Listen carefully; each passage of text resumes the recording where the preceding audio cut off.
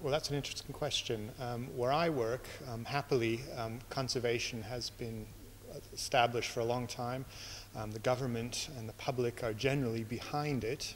That doesn't mean to say that we shouldn't keep reminding the government every once in a while about the importance of conservation to the economy, to people's quality of life, etc. England has a huge tourist industry, and that tourist industry relies heavily on the historic built environment. People come to England not to see our new towns, but to actually see the heritage. So, very important concept. It's different in the country I grew up in, the USA.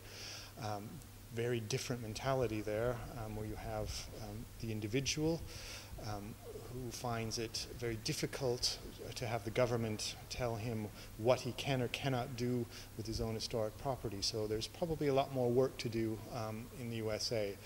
Germany's probably somewhere in the middle, but I hope things are generally going in the right way.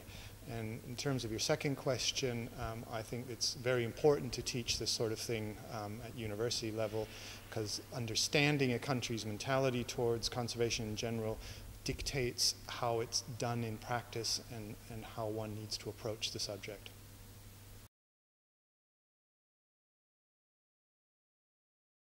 Well, I know a bit about it now after I've come here, and I've had a very good impression of what you're doing here. I'm very pleased that I think you've taken a very practical approach to conservation, and you've got students who come from a wide range of backgrounds, and they can also bring something to you probably, because they're doing other different things and actually working in the field. So I think it's very interesting.